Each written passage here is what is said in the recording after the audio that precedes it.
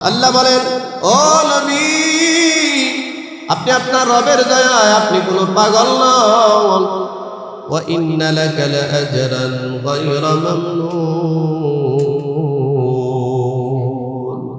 নবী, আমি আল্লাহ বলছি, ওয়া ইন্না লাকা লাআজরান, যারা আপনারে পাগল বলে গালি দেয়, যারা আপনাকে গণক বলে গালি দেয়, যারা আপনাকে জাদুকর বলে গালি দেয়, যারা আপনাকে আবতার বলে গালি দেয়, যারা আপনার অপমান করতে চায়, তাদের এই কষ্টগুলোর বিপরীতে আমি আল্লাহ আপনাকে আশ্বস্ত করে বলছি, আপনি পাগল না, আপনি বিকারগ্রস্ত না।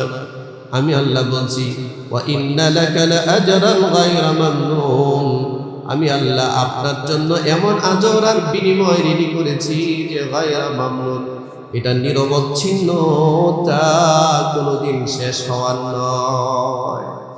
সবার নিয়ামত বন্ধ হলে আপনারটা বন্ধ হবে না। আল্লাহু আকবার। আপনার দিন কিয়ামত পর্যন্ত দুনিয়ায় থাকবে। আমি আপনার মাকামে মাহমুদ দিয়েছি, আর কাউরে দেই নাই। আমি আপনার হাউজে কাউসার দিয়েছি, আর কাউরে দেই নাই। ওয়ারাফা'না লাকা যিকরাক, আপনার নাম এত উন্নত করেছি, সমুন্নত করেছি, সুউচ্চ করেছি, কোনদিন শেষ হওয়ার না। আল্লাহু আকবার। এরপরে চরিত্রের সার্টিফিকেট দিয়ে আল্লাহ বলেন, ওয়া ইন্নাকা লা'আলা খুলুকিন আযীম, আমি আল্লাহ ঘোষণা করছি চরিত্র মাধুর্যতার ক্ষেত্রে পৃথিবীতে যদি এক্সিলেন্ট ক্যারেক্টার কারো থাকে, এটা হচ্ছে মুহাম্মদুর রাসূলুল্লাহ।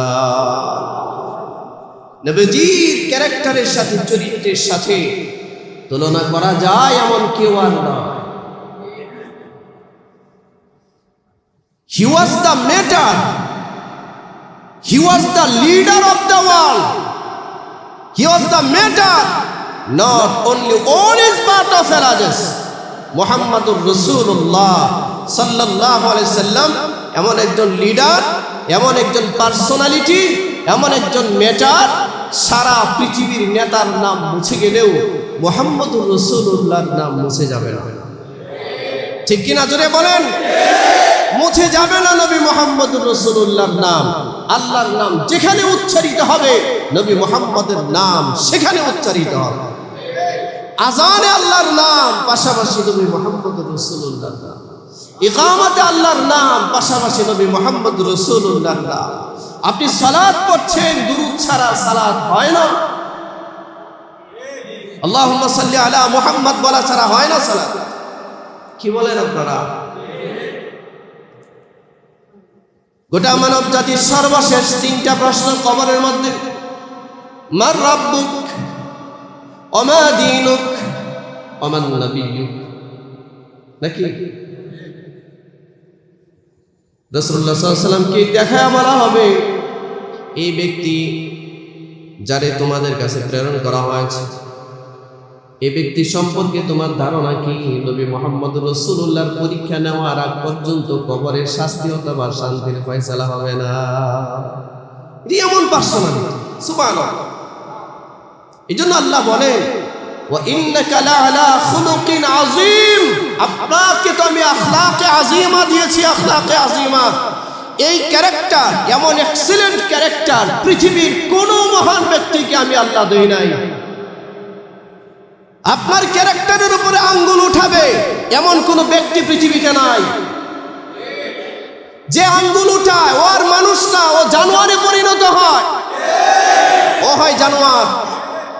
রাসূলুল্লাহ সাল্লাল্লাহু আলাইহি সাল্লামের ক্যারেক্টারের উপরে আঙ্গুল উঠায় এই পুলিশ অফিসার লেখে যে মুহাম্মদুর রাসূলুল্লাহ, তারে আমি মহান মানুষ মানতে পারি না, কারণ তিনি একজন পেডোফাইল, একজন লোক, তিনি একজন শিশু ধর্ষণকারী।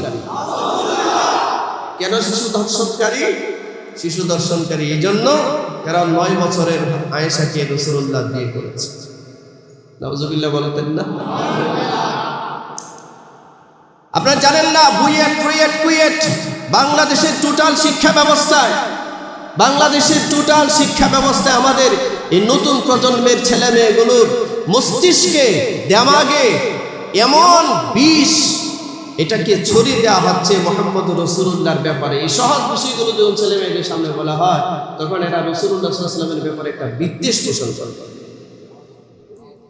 অথচ হাদিসে আল্লাহর নবী বলেন, লা ইউমিনু আহাদুকুম হাত্তা আকুনা হাব্বা ইলাইহি মিন ওয়ালিদিহি ওয়া ওয়ালাদিহি ওয়ান নাসি আজমাইন। নিজের মুমিন বলে ততক্ষণ পর্যন্ত পরিচয় দিতে পারবে না যতক্ষণ পর্যন্ত তুমি তোমার নিজের জীবন থেকে নিজের ছেলে মেয়ে মাল দণ্ড সব কিছুর চেয়ে নবীর বেশি মহব্বত না করবে। সুবহানাল্লাহ। আমার ভাইরা, যুক্তির বিষয় তো যুক্তিতে খণ্ডন করতে হয়। 9 বছরের কোনো মেয়েকে বিয়ে করলে যদি কেউ পেডোফাইল হয়, কেউ যদি শিশু ধর্ষণকারী হয়, তাহলে এই শিশু ধর্ষণকারী হিসেবে তো নবী তো 1450 বছর আগের ঘটনা, আমরা মাত্র কয়েক বছরের ভিতরেই তো কয়েকটা এই শতকের ভিতরে কয়েক 50, 60, 70 বছরের ভিতরেই তো আমরা এর চেয়ে ভয়ানক কিছু দেখি। রাসূলুল্লাহকে পেডোফাইল বলার আগে, নবীকে শিশু ধর্ষণকারী বলার আগে বাংলাদেশের জাতির পিতা বঙ্গবন্ধু শেখ মুজিবুরকে এটা বোঝাতে বলতে হবে। ঠিক, এটা বললেও ঠিক, না বললেও ঠিক। কেন? আপনারা উইকিপিডিয়া সার্চ দেন। বঙ্গবন্ধু আমাদের হৃদয়ের মানুষ, বাংলাদেশের স্বাধীনতার রূপকার বঙ্গবন্ধু শেখ মুজিবুর রহমান, ঠিক কিনা? নেক পরিবারের সন্তান, নেক মানুষ বঙ্গবন্ধুর। আপনি উইকিপিডিয়াতে সার্চ দিয়ে লেখেন তো বঙ্গমাতা শেখ ফজিলাতুন্নেসা, উইকিপিডিয়ায় সার্চ দেন, গুগলে সার্চ করেন, বঙ্গবন্ধুর বিয়ের ব্যাপারে গুগলে সার্চ করেন, দেখেন কি আসে। এবং বঙ্গবন্ধুর লেখা অসমাপ্ত আত্মজীবনী পড়েন, দেখেন কি লেখা আছে। আমি পড়েছি, তারপরে বলতেছি। বঙ্গবন্ধু ওনার অসমাপ্ত আত্মজীবনীতে লিখেছেন যে আমি যখন রেনুকে বিয়ে করি, রেনু বলতে বঙ্গমাতা শেখ ফজিলাতুন্নেসা, অর্থাৎ আমাদের মাননীয় প্রধানমন্ত্রীর আম্মা, ওনার আম্মার বয়স যখন 3 বছর, আর বঙ্গবন্ধু ওনার অসমাপ্ত আত্মজীবনীতে লিখেছেন যে আমি থাকি কলকাতায়, আমি থাকি অন্য জায়গায়, আমার বয়স 12 থেকে 13 বছর, রেনুর বয়স 3 বছর, তখন আমাদের বিয়ে হয়েছে। কয় বছর? রেনুকে বঙ্গমাতা, কথা বুঝতে পারছেন? আর বঙ্গবন্ধুর বয়স কত? জোরে বলেন, জোরে। 12 থেকে 13 বছর। অসমাপ্ত আত্মজীবনী পড়েন, রেফারেন্স ছাড়া বলছি না, অসমাপ্ত আত্মজীবনী আমি পড়েছি, তারপরে বলতেছি। তিনি নিজের হাতে লিখেছেন আমাদের বিয়ে যখন সম্পন্ন হয় তখন রেনুর বয়স 3 বছর, কারণ রেনুর মা মারা গেছে, আমাদের প্রধানমন্ত্রীর নানি মারা গেছে একদম ছোটবেলায়, 5 বছর বয়সে মা মারা গেছে, বাপ মারা গেছেন ছোটবেলায়, মা মারা গেছেন 5 বছর বয়সে, 7 বছর বয়সে দাদা মারা গেছে। উইকিপিডিয়া সার্চ দেন, সব পাবে। বঙ্গবন্ধু বলেন যখন আমাদের বিয়ে হয়, আমি জানিও না, আমি থাকি আর এক জায়গায়, আমাদের বাচ্চা ছাড়া মুরব্বীরা বসে, আগের দিন এমনি বিয়ে হয়ে যেত না, কথা বিয়ে হয়ে যেত। তো 3 বছর বয়সে বঙ্গমাতাকে বিয়ে দিয়ে দিয়েছেন বঙ্গবন্ধুর কাছে, বঙ্গবন্ধু জানেও না। বলে ও যখন আমার ঘরে আসছে তখন 9 থেকে 12 বছর বয়স হবে, বয়স আমার বয়স 18, 19, 20 বছর এরকম। ও ভাই, পেডোফাইল যদি নবীরে বলতে হয়, তোর এত বড় সাহস, তাহলে বঙ্গবন্ধুকে পেডোফাইল বলে, দেখতো তোর চাকরি থাকে কিনা, ঠিক কিনা জোরে বলেন। বঙ্গবন্ধুকে কেউ যদি পেডোফাইল বলে, শিশু ধর্ষণকারী বলে গালি দেয়, এর অস্তিত্ব থাকবে দেশে? এর অস্তিত্ব রাখবে? থাকবে না। তো বঙ্গবন্ধুর দিকে আঙ্গুল উঠাইতে সাহস করে না।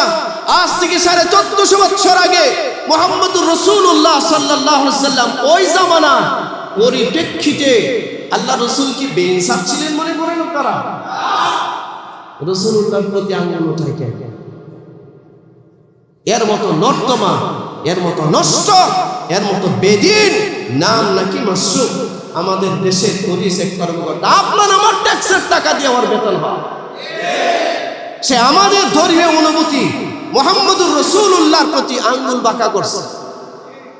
এর চাকরি থাকতে পারে না, ঠিক কিনা জোরে বলেন? এর চাকরি থাকতে পারে না।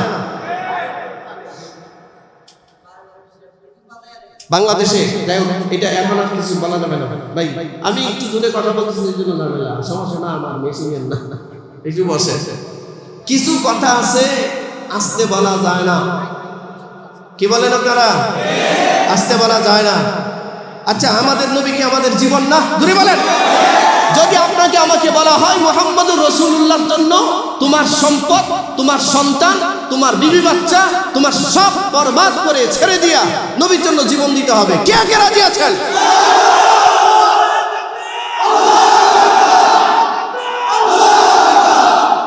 এইটা তো আমাদের ঈমান, এটা আমাদের হালাওয়াতুল ঈমান, এটা মুসলিম মিল্লাতের ঈমান। ঈমানের প্রশ্নে কাউরে ক্ষমা করা যায় না। আমাকে গালি দেন 1000 বার, আমি ক্ষমা করব। আমার বাপরে গালি দেন, আমি ক্ষমা করতে পারি। আমার মাকে গালি দিলে আমি ক্ষমা করতে পারি। মুহাম্মদুর রাসূলুল্লাহকে গালি দিলে এর ডিকশনারিতে ক্ষমার কোনো শব্দ নাই, এর ক্ষমার কোনো শব্দ নাই। আচ্ছা, রাসূলুল্লাহকে গালি দিয়েছে, আপনি ক্ষমা করার কে? গালি দিয়েছে কারে? আপনি আমি ক্ষমা করার কেউ? নবীজির ক্ষমা করতে হবে। তো নবীর কাছে গিয়ে ক্ষমা চাবো? আমি ওর প্রোফাইল দেখেছি, ওর যত ব্লগ আছে, যত লেখা আছে, সব নবী মুহাম্মদুর রাসূলুল্লাহ সাল্লাল্লাহু আলাইহি ওয়াসাল্লামের ব্যাপারে বিদ্বেষপূর্ণ লেখা। 9 বছরের একটা মেয়েকে বিয়ে করলে যদি পেডোফাইল হয়, শিশু ধর্ষণকারী হয়, তাহলে সেই অনুযায়ী তো এই কাতারে আমাদের বঙ্গবন্ধু বলে যায়। অথচ আমরা বঙ্গবন্ধুকে দ্বিতীয় মহব্বত করি। আচ্ছা, মুরব্বীরা বলতে পারবেন, আজ থেকে 50-60 বছর আগে এরকম কাণ্ড হয়েছে না? কথায় কথায় বিয়ে হয়ে গেছে না? 8, 9, 10, 12 বছরের মেয়েটারে শ্বশুরবাড়ি পাঠায় দিছে না? এখন আমরা আইন করছি 18 বছরের আগে বিয়ে করা। কথা কন না কেন? এই আইনটা তো নতুন হয়েছে, এটা তো আগে ছিল না। বঙ্গবন্ধু কি দোষী? না, বঙ্গবন্ধু যা করছে সঠিক, এবং একজন ভালো মানুষ ছিলেন। তিনি লিখেছেন, তার জিন্দেগি লিখেছেন। উইকিপিডিয়া সার্চ দিলে আপনারা সেগুলো পাবেন। তো রাসূলুল্লাহর দিকে আঙ্গুল উঠাবার আগে, আঙ্গুল তো যেই বদমাইশি কথা বলেছে, ওর বাপ হয়েছে ঘুষখোর, বন খেকো, মোশাররফের ছেলে মাসুদ। সে আমার রাসূলকে নিয়ে কথা বলে। বাংলাদেশের ডিকশনারিতে না, কোনো মুসলিম মিল্লাতের ডিকশনারিতে আর কোনো ক্ষমা নাই। এর একমাত্র ক্ষমা, এর একমাত্র বিধান হচ্ছে মান সাব্বা নাবিয়্যান ফাকতুলুহু, এর কতল করতে হবে, মৃত্যুদণ্ড কার্যকর করতে হবে। এই মৃত্যুদণ্ড আমরা কার্যকর করব, আমরা না, রাষ্ট্র করবে। এটা কে করবে? এটা রাষ্ট্র করবে। মাননীয় প্রধানমন্ত্রীর প্রতি বিনীত আহ্বান আমাদের। আপনি ধার্মিক মানুষ, তাহাজ্জুদ গুজারি মানুষ, আপনি তাহাজ্জুদ করেন, কোরআন তেলাওয়াত করে দিন শুরু করেন, কার্যকাল শুরু করেন, আপনি হজ করেন, সব কিছুই করেন, এবং আপনার মা বাবাও ধার্মিক ছিলেন, ওনার দাদা দাদিও ধার্মিক ছিলেন, ঠিক কিনা জুড়ে বলেন? আপনি নিশ্চয়ই মুহাম্মদুর রাসূলুল্লাহর অপমান আপনি মানতে পারবেন না। পেডোফাইলের 9 বছরের কোনো মেয়েকে বিয়ে করলে যদি পেডোফাইলের মতো অভিযোগ কারণ আমি যুক্ত হয়, আপনি যদি ক্ষমা করেন, এই অভিযোগটা আপনার আব্বার ব্যাপারে যাবে। সুতরাং এর ক্ষমা করা যায়? জোরে বলেন, এর ক্ষমা করা যায়? আমাকে গালি দিলে আমি ক্ষমা করতে পারি, আমার বাপ দাদাকে গালি দিলে ক্ষমা করতে পারি। মুহাম্মদুর রাসূলুল্লাহর প্রতি কেউ আঙ্গুল উঠালে ক্ষমা করার কোনো দায়িত্ব পৃথিবীর কারণে এই এখতিয়ারও নাই, ঠিক কিনা? আল্লাহ ক্ষমা করেন। রাসূলুল্লাহ সাল্লাল্লাহু আলাইহি ওয়াসাল্লাম ফতহ মক্কার পরে, মক্কা বিজয়ের পরে, কথা শুনেন, খুব খেয়াল করেন, মক্কা বিজয়ের পরে নবীজি যখন মক্কা বিজয়ী হলো, 10,000 সাহাবী নিয়ে রাসূল আসলেন। নবীজি মক্কার এক পাহাড়ে উঠে দাঁড়ায় সাধারণ ক্ষমার ঘোষণা করলেন, লা তাসরিবা আলাইকুমুল ইয়াউম, এই তোমাদের কারো প্রতি আমার কোনো অভিযোগ নেই, যাও। আমাকে ব্যক্তিগতভাবে যারা অ্যাটাক করেছো, যারা আমাকে পাগল বলে গালি দিয়েছো, যারা আমাকে গণক বলে গালি দিয়েছো, যারা আমাকে বিভিন্নভাবে আক্রমণ করেছো, হত্যা করার ষড়যন্ত্র করেছো, আমি সবাইকে সাধারণ ক্ষমা ঘোষণা করলাম। এবং বলে দিলেন, অমুকের ঘরে, আবু সুফিয়ানের ঘরে, উম্মে হানির ঘরে, বিভিন্ন জায়গায় যারা আত্মগোপন করেছে তাদের জীবনের নিরাপত্তা দিলাম। রাসূল ঘোষণা দিলেন। পরক্ষণে আরেকটা ঘোষণা দিলেন, খুব খেয়াল করুন, আমার সময় কম, কিন্তু খুব খেয়াল করুন। পরক্ষণে আল্লাহর নবী আরেকটা ঘোষণা দিয়ে বললেন, ওমর, কাবা চত্বরে গিয়ে দাঁড়াও, অমুক জায়গায় যাও, তমুক জায়গায় যাও, আমাকে যারা ব্যক্তিগতভাবে 13 বছর কষ্ট দিয়েছে আমি সবাইকে মাফ করে দিয়েছি, কিন্তু আমার আল্লাহকে যারা গালি দিয়েছে আমার ডিকশনারিতে তার ক্ষমার কোনো জায়গা নাই, তার মৃত্যুদণ্ড কার্যকর করো। ঘোষণা কে দিয়েছে? মুহাম্মাদুর রাসূলুল্লাহ সাল্লাল্লাহু আলাইহি ওয়াসাল্লাম। কোন মর্মে ঘোষণা দিয়েছে? আমাকে যারা আক্রমণ করেছে আমি তারে মাফ করে দিয়েছি। এটা আমার আল্লাহকে যারা আক্রমণ করে কথা বলেছে আমি তারে মাফ করতে পারি না। আল্লাহ জানায় দিলেন, বন্ধু আমার ব্যাপারে কঠোর সিদ্ধান্ত নেওয়ার কারণে আমিও ঘোষণা করছি, আমারে কেউ যদি গালি দেয় ক্ষমা করার দায়িত্ব আমার, কিন্তু আপনারে কেউ যদি গালি দেয় আমার ডিকশনারিতেও তার কোনো ক্ষমা নাই, তার শাস্তি পেতেই হবে, তার শাস্তি পেতেই হবে। সুতরাং পৃথিবীর শ্রেষ্ঠ মহামানবের ব্যাপারে কলম ধরলে বুঝে শুনে ধরতে হবে, বক্তব্য দিলে বুঝে শুনে দিতে হবে, ঠিক কিনা জোরে বলেন? এই মুসলমানদের মাটিতে বসে নবী মুহাম্মদুর রাসূলুল্লাহর ব্যাপারে আপনি কটূক্তি করবেন আর জনগণের টাকা ট্যাক্সে আপনার বেতন হবে, এই কল্পনা করতে পারেন না। আমরা অনুরোধ করছি, আমরা বলতেছি, এমনি কোটা সংস্কার আন্দোলনের সারা দেশ অগ্নিসংযোগ, সারা দেশে অশান্তি চলছে, ঠিক কিনা? কিন্তু এর বিচার যদি না হয়, একদম টেকনাফ থেকে তেতুলিয়া পর্যন্ত, রূপসা থেকে পাথুরিয়া পর্যন্ত নবী প্রেমের আন্দোলনের দাবানল চলে উঠবে, দাবানল। এটা কি কিছু দিয়ে নিভাতে পারবেন না, ঠিক কিনা জোরে বলেন? আচ্ছা, আমরা কি চিৎকার কখনো এর আগে করেছি? আমি আপনাদের এখানে আরো বেশ কয়েকবার আসছি, আমি কি চিৎকার করেছি? কখনো জোরে কথা বলেছি? কেন বলবো? কারণ পরিবেশ হয় নাই। এখন বলতেছি, আমার অস্তিত্বের উপরে সে আঘাত করেছে, আমার ইমানের উপরে সে আঘাত করেছে, আমার রাসূলের উপরে আঘাত করেছে। সুতরাং আমি তারে ছাড় দিতে পারি না, এটা আমার ইমান, এটা ইমানের প্রশ্ন, এটাকে ছাড় দেওয়ার কোনো সুযোগ নাই। বলবেন, ওয়াজ করবেন, হুজুর মাফ করে দিলেন, আল্লাহ মাফ করে দেয়। সব ওয়াজ সব জায়গায় না, সব ওয়াজ সব জায়গায় না। আল্লাহ বোঝার তৌফিক দান করুন। কারে মাফ করবে? আপনারা কি মনে করেন যে এই কথাগুলো চিন্তা ছাড়া ভাবনা ছাড়া লেখছে? না, অনেক চিন্তা ভাবনা করে লেখছে। এ শুধু বলতে পারে নাই বঙ্গবন্ধুর কথা, নিরীহ জায়গা পাইছে মুহাম্মদুর রাসূলুল্লাহ, ঠিক না? আল্লাহ তাআলা আমাদের রাষ্ট্র ব্যবস্থাটাকে ইসলামের উপরে ঢেলে সাজাবার তৌফিক দান করুক, বলেন আমিন। ব্লাসফেমি আইনে ওর বিচার করা দরকার, ঠিক কিনা? আল্লাহ বোঝার তৌফিক দান করুক। সম্মানিত ভাইরা, আল্লাহ তাআলা বলেন, ফাসাতুবসির ওয়া ইউবসিরুন, অচিরেই জানতে পারবে যারা মুহাম্মদ রাসূলুল্লাহ সাল্লাল্লাহু আলাইহি ওয়াসাল্লামকে গালি দেয়, এরা দেখতেও পারবে, জানতেও পারবে যে মূলত বিআইয়িকুমুল মাফতুন, সবচেয়ে বড় বিকারগ্রস্ত, সবচেয়ে বড় পাগল কে, ওরা জানতে পারে।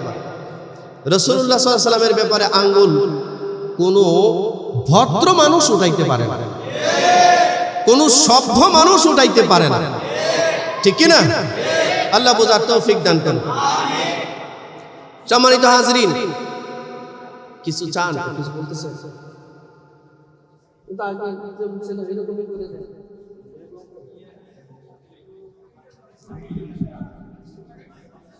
আচ্ছা, উনি চেষ্টা করতেছে,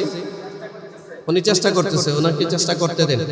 আমরা একটু কথা শোনা যাচ্ছে তো, শুনলে হইল। আর যদি পারেন দূর থেকে একটা মাইক ঘুরাই দিলেও হয়।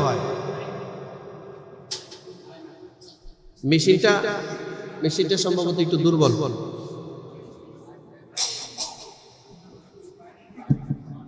যাই হোক, প্রিয় ভাইয়েরা আমার, যে কথা বলতেছিলাম, সবাই কথা বললে হবে না। উনি কাজ করতেছে, ওনাকে কাজ করতে দেন। আপনারা বিরক্ত হচ্ছেন? হযরত চলে আসবে, অল্প সময়ে চলে আসবে, আপনারা একটু বসেন। হযরত আসতেছেন, হযরত হয়তো নামাজ পড়ে গেছেন, এখানে খানা খাচ্ছেন, খানা খাই চলে আসবেন। আপনারা একটু সময় বসেন। আল্লাহ রাসূল সাল্লাল্লাহু আলাইহি ওয়াসাল্লামের ব্যাপারে এই ধরনের কোনো কথাবার্তা আমরা এটা সহ্য করব না। আমরা আমাদের যা শক্তি আছে, যা যতটুকু আছে ততটুকু দিয়ে প্রতিবাদ এবং প্রতিরোধ করব ইনশাআল্লাহ। আল্লাহ আমাদেরকে আমল করার তৌফিক দান করুন। আমি যে আয়াত পড়ছিলাম, আল্লাহ তাআলা বলেন, উজুহুন ইয়াওমাইদিন নাযিরা, কিছু চেহারা তো সেদিন অনেক বেশি আলোকিত হবে, অনেক।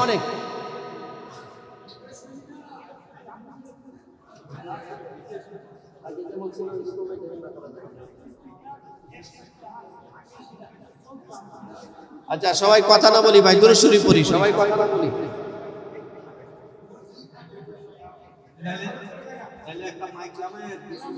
সবাই কথা না বলি, সবাই কথা না বলি ভাই, কথা না বলি।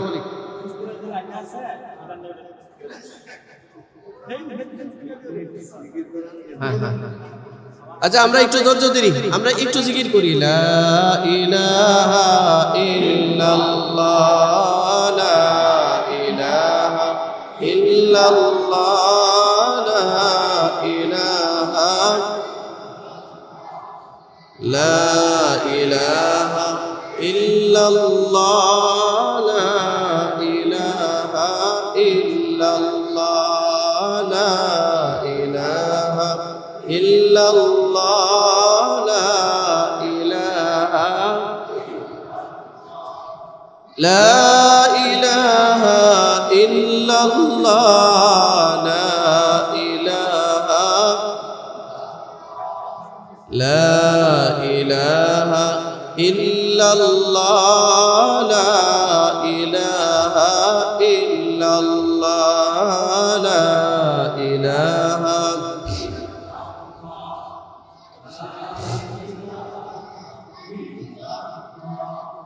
লা ইলাহা ইল্লাল্লাহ, লা ইলাহা ইল্লাল্লাহ, লা ইলাহা ইল্লাল্লাহ, লা ইলাহা ইল্লাল্লাহ, লা ইলাহা ইল্লাল্লাহ।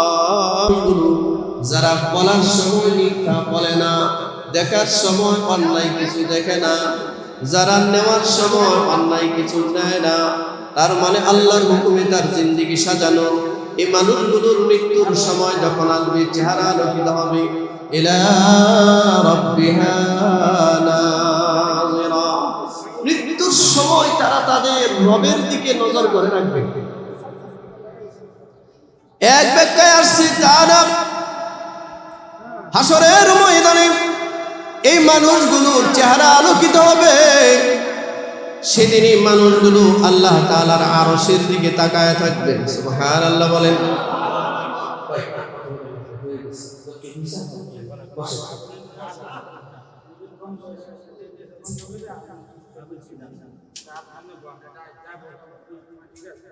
আচ্ছা বসে, আলহামদুলিল্লাহ হয়ে গেছে, বসে বসে, আল্লাহ সাহায্য করবে ইনশাআল্লাহ, হয়ে গেছে।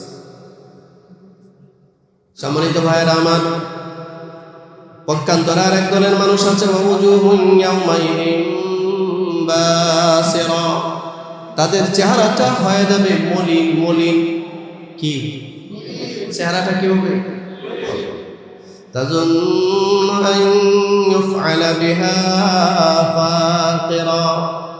সে জানে সময় চলে আসছে, দুনিয়াতে আর থাকার সময়, এটা তার ধারণায় চলে আসবে। আল্লাহ তাআলা বলেন, বিষয় শুধু তা নয়, কাল্লা ইযা বালাগাতিত তারাকিয়া ওয়া কিলা মান রাক। আল্লাহ রাব্বুল আলামিন বলেন যে এই অপরাধী মানুষগুলো, এই পাপী মানুষগুলোর মৃত্যুর সময় যখন আসবে, আরে হালত তো দুইটা হাদিসে আসছে। কিছু মানুষকে আল্লাহ তাআলা জিবরিল হযরতে মালাকুল মাউতকে, আজরাইলকে যখন পাঠাবেন, জান্নাতি রুমাল নিয়ে পাঠাবেন। সুবহানাল্লাহ, জান্নাতি রুমাল নিয়ে সামনে এসে দাঁড়াবে, দাঁড়ায় ডাক দিবে, মালাকুল মাউত ডাক দিবে কিছু আত্মা, ইয়া আইয়াতুহান নাফসুল মুতমাইন্নাহ, হে প্রশান্ত আত্মা, পবিত্র আত্মা।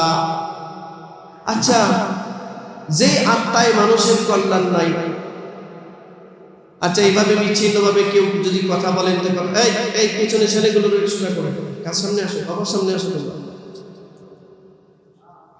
হয়েছে কেউ কোনো আওয়াজ করেন না, সবাই চুপ করে বসে।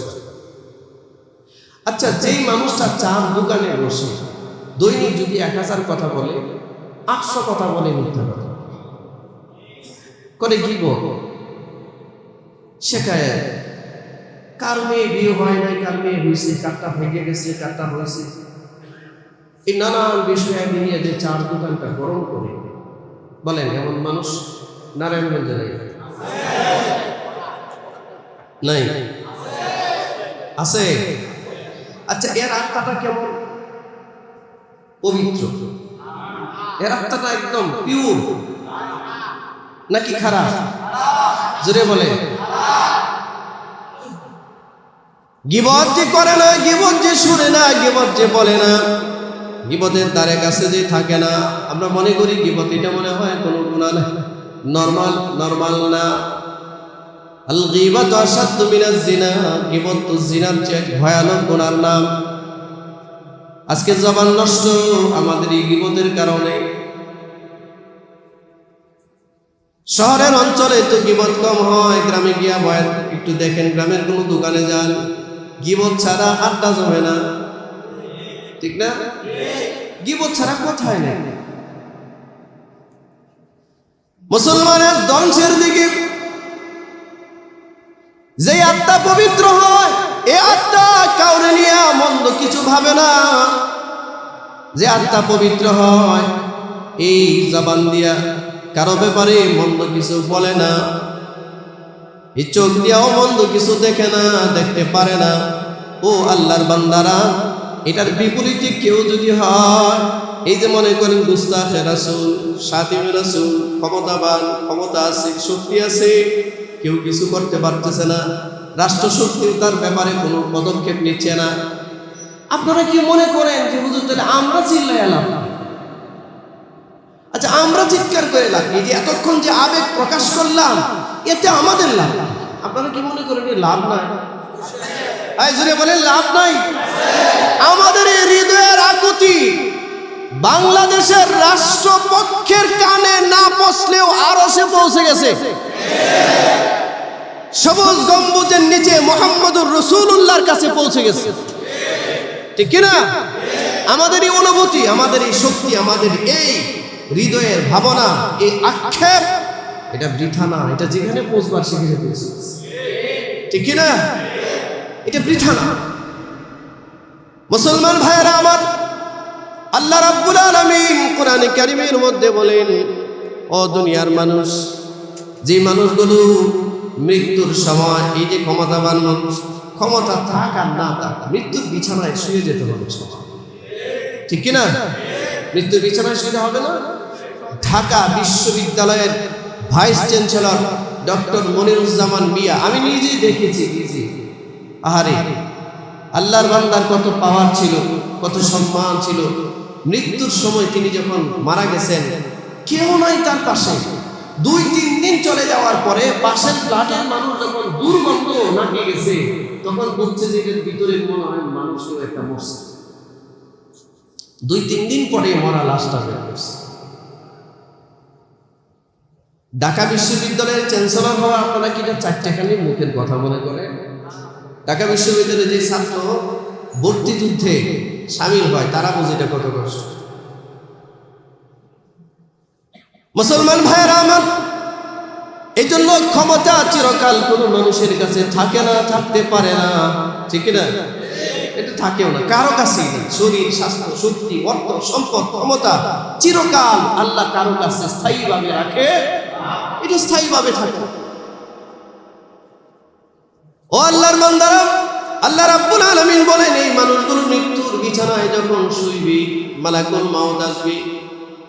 নেককার মানুষগুলো, যাদের হৃদয় পবিত্র, মন্দ চিন্তা ভাবনা নাই, জান্নাতি একটা রুমাল সামনে নিয়ে এসে মালাকুল মাউত ডাকে আর বলে, হে প্রশান্ত আত্মা, হে প্রশান্ত আত্মা, ইয়া আইয়াতুহান নাফসুল মুতমাইন্না, হে প্রশান্ত আত্মা, ইরজিই ইলা রাব্বিকি রাদিয়াতান মারদিয়া, ইরজিই, তুমি ফিরে চলো, রিবেক করো, ইলা রাব্বিক, তোমার রবের দিকে, রাদিয়া, এমন অবস্থায় যে তুমি তোমার রবের উপরে সন্তুষ্ট, তোমার রবও তোমার উপরে সন্তুষ্ট।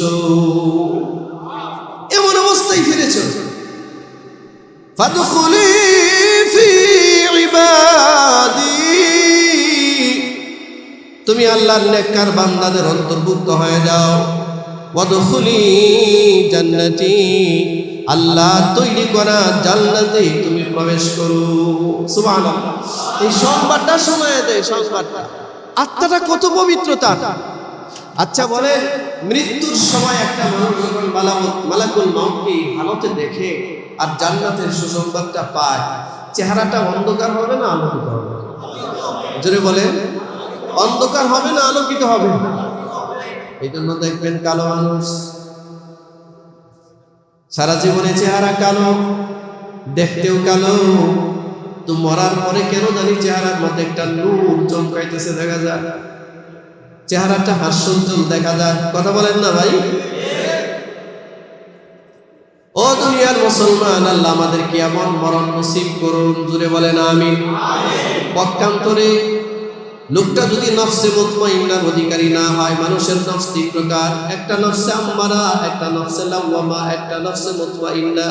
নফসে মুতমাইন্না মানে এটা হাই গ্রেডের একটা আত্মা, যেখানে পাপের লেশ মাত্র নাই, পাপের চিন্তাও নাই, কল্পনাও করে না, এত পবিত্র একটা আত্মা। আর একটা হচ্ছে নফসে আম্মারা, এটার মধ্যে নেক কাজের কোনো চিন্তাই নাই, যা আছে সব পাপ আর পাপ আর পাপ, পাপ দিয়ে ভরপুর। আর একটা আছে দুটার মাঝখানে, এটার নাম হচ্ছে নফসে লাওয়ামা। কখনো নেক কাজ করে, কখনো আবার গুনাহ হয়ে যায়, আবারও ভালো কাজ করে, আবারও গুনাহ হয়ে যায়।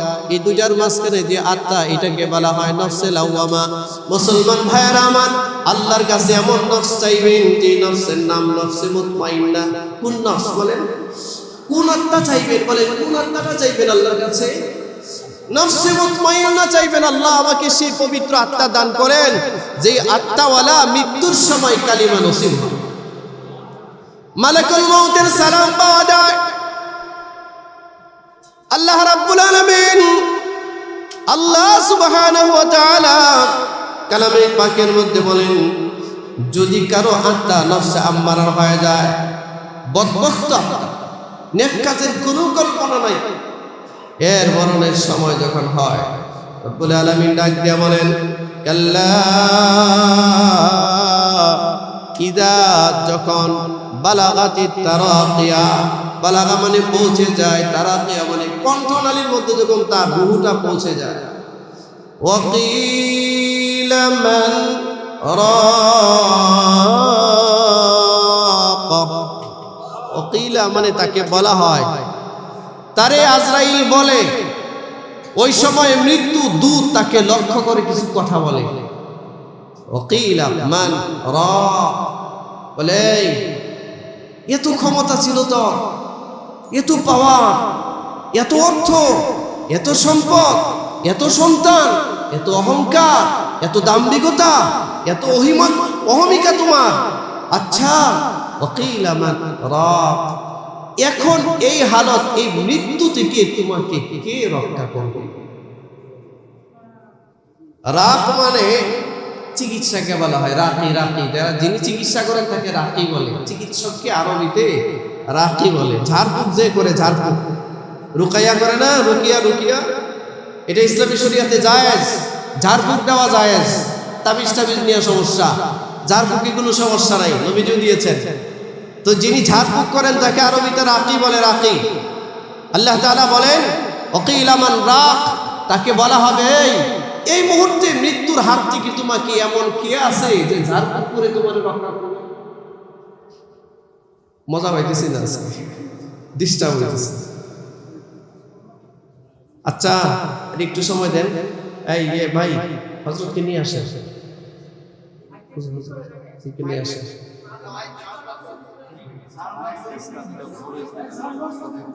আচ্ছা আচ্ছা ঠিক আছে। আজ স্পিকারের ব্যবস্থা হচ্ছে, এটা হইতেছে, হযরত আসো, আমি এর মাঝখানে একটু সময় কথা বলে ইনশাআল্লাহ। আচ্ছা আচ্ছা, আস্তে আস্তে ঠিক হবে ইনশাআল্লাহ, বিরক্ত হয় না ইনশাআল্লাহ, এই কাজ করতে করতে সব ঠিক হবে আর কি ইনশাআল্লাহ। আচ্ছা চলো, মৃত্যুর সময় তাহলে কি বলবে তারে? কে আছে তোমাকে যে এই মুহূর্তে ঝাড়ফুঁক দিয়ে মৃত্যুর হাত থেকে তোমাকে বাঁচাবে? বলেন, মৃত্যুর হাত থেকে ঝাড়ফুঁক দিয়ে বাঁচাবার রাস্তা আছে? মৃত্যুর সময় সারা দুনিয়ার পীর ফকির এনে যদি বলেন ফু দেন, ফু দেন, আচ্ছা লাভ হবে? বলেন, কোনো ফায়দা হবে? কোনো ফায়দা হবে? আমার প্রিয় ভাইরা, এই জন্য আল্লাহ তাআলা বলেন وَقِيلَ مَنْ رَاقَ,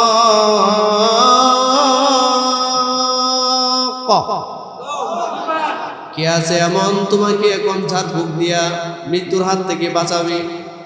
এরপর আল্লাহ বলেন وَظَنَّ أَنَّهُ الْفِرَاقُ,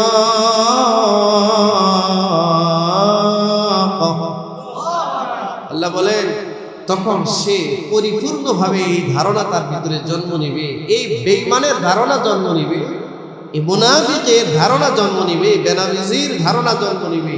ওয়াযান্না আন্নাহুল ফিরাক, আমার সময় চলে আসছে, আমাকে আর কেউ ধরে রাখতে পারবে না আমাকে মৃত্যুর হাত থেকে। এরপর আল্লাহ রাব্বুল আলামিন বলেন ওয়ালতাফাতিস সাকু বিস-সাক,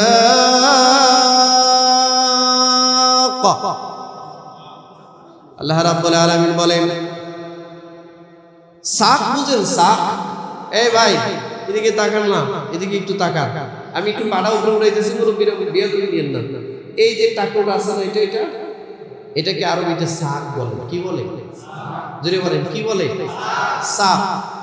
এই টাকুকে সাক বলে। কোরআনুল কারীমের এক জায়গায় আল্লাহ তাআলা বলেছে, আল্লাহ তাআলা ময়দানে মাহশরে সব মানুষকে সামনে রেখে আল্লাহ তাআলা তার কুদরতি পায়ের সাক পর্যন্ত খুলে দিবেন। আরে কথা মনে বুঝেন নাই? আল্লাহ তাআলা বলেন ইয়াউমা ইউকশাফু আন সাক,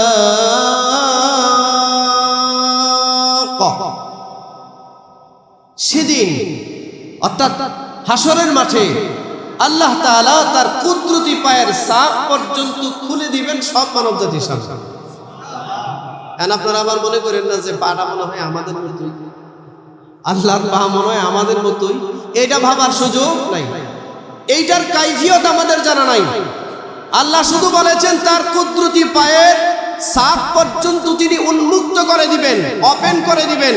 সারা হাসরের মাঠের সব মানুষ আল্লাহ তাআলার কুদরতি পা দেখতে পাবে। শুধু আল্লাহ তাআলা সাক পর্যন্ত খুলবেন না, আবার ডাকবেন ওয়ায়ুদআউনা সুজুদ।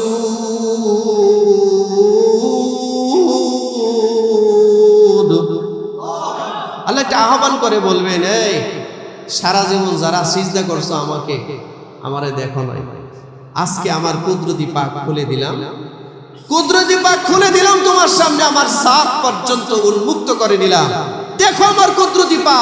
ওয়ায়ুদআউনা সুজুদ, আর দেখে দেখে আমার কুদরতি পায়ে একটা সিজদা দিয়ে দেবে। আসতে বললেন যে জোরে বলা যায়? আচ্ছা, আল্লাহর কুদরতি পা দেখা যাবে দুনিয়ায় না আখিরাতে?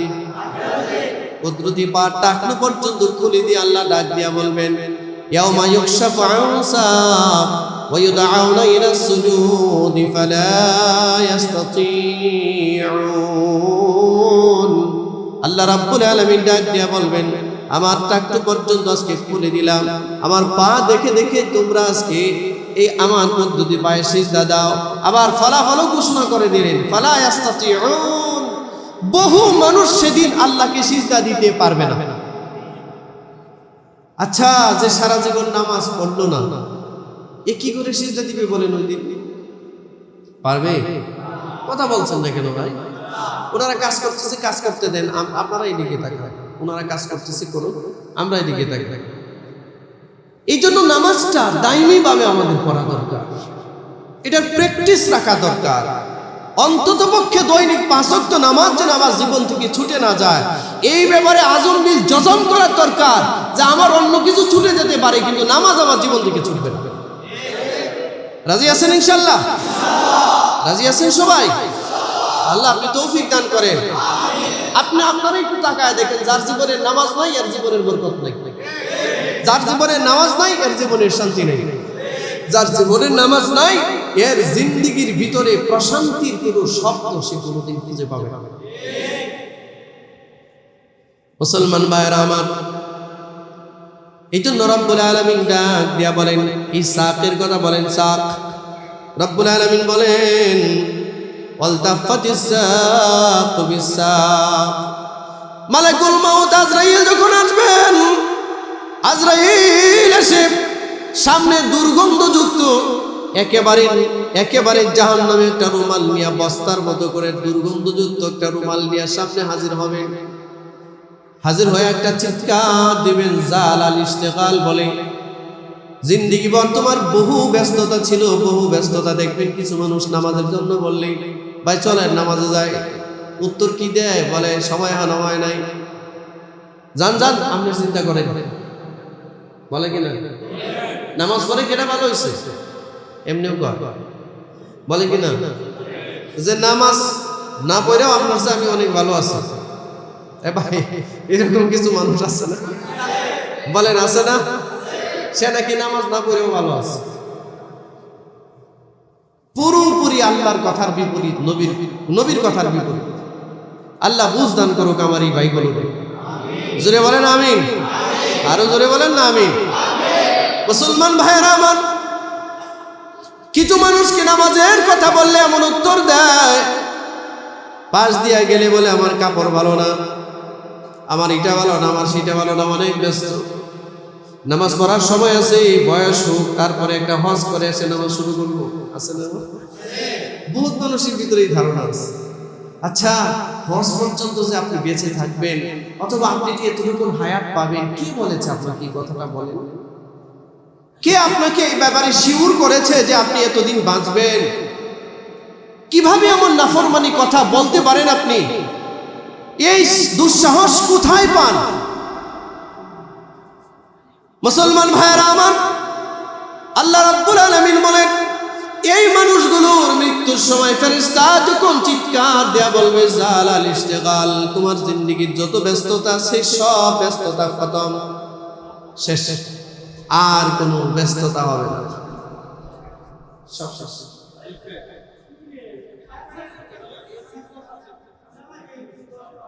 এসি কি চলতেছে?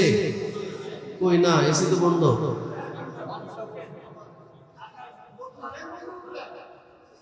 এসি তো বন্ধ।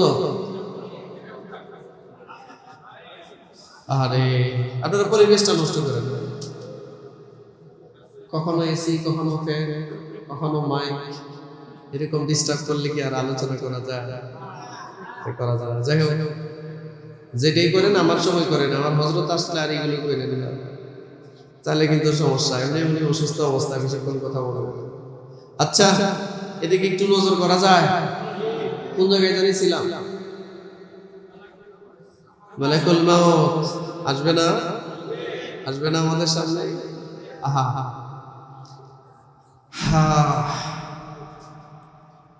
প্রিয় ভাইয়েরা আমার, মালাকুল মাউত এই মানুষটারে তার সামনে যখন আসবে, চেহারাটা একদম বিশ্রী চেহারা নিয়ে, দুর্গন্ধযুক্ত রুমাল, সামনে ডাক দিবে, দিয়া বলবে, জালাল ইশতিগাল, এই সারা জিন্দেগির যত ব্যস্ততা তুমি দেখাইছো, তোমার সব ব্যস্ততা শেষ, আর ব্যস্ত আছি এখন না, সময় হয় নাই, এই কথা বলার সুযোগ আর তোমার নাই। আল্লাহ রাব্বুল আলামিন বলেন, আজরাইলকে দেখার সাথে সাথে তার হালতটা যেটা হবে, আল্লাহ বলেন, ওয়ালতাফাতিস সাকু বিসাক, তার পায়ের দুইটা গুছা এক জায়গায় লেগে যাবে। মরার পরে দেখবেন লুলা ট্যাংরার উপর আসল হয়ে যাবে। কথা করেন না কেন আপনারা? হয় না? বাঁকা থাকে না সোজা থাকে? দেখবেন সারা জীবন বাঁকা করে হাঁটছে, মৃত্যুর পরে পা একদম সোজা, সবারটাই সোজা, ঠিক না? এই কথা আল্লাহ বলেন, ওয়ালতাফাতিস সাকু বিসাক, মালাকুল মাউত আজরাইলকে দেখবার পর তোর পা যে নাড়াচাড়া করবে এই শক্তি তো থাকবে না, এক হয়ে যাবে, পা দুইটা এক হয়ে যাবে, পায়ের আঙ্গুল নাড়াইবা এই শক্তি নাই তোমার। এখন তো বসলে দেখবেন কিছু অহংকারী মানুষ আছে, মুরব্বীদের সামনে পর্যন্ত পায়ের উপরে পা উঠায় বসে থাকে। কথা বল না কেন? বসে না, তার বসার সিস্টেমই আলাদা। বেয়াদব সব সময় আল্লাহ রহমত থেকে মাহরুম হয়ে যায়।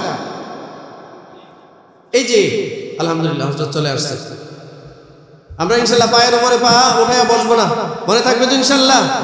আল্লাহ তৌফিক দান করুন। হযরত চলে আসছেন, এখন হযরত বয়ান করবেন।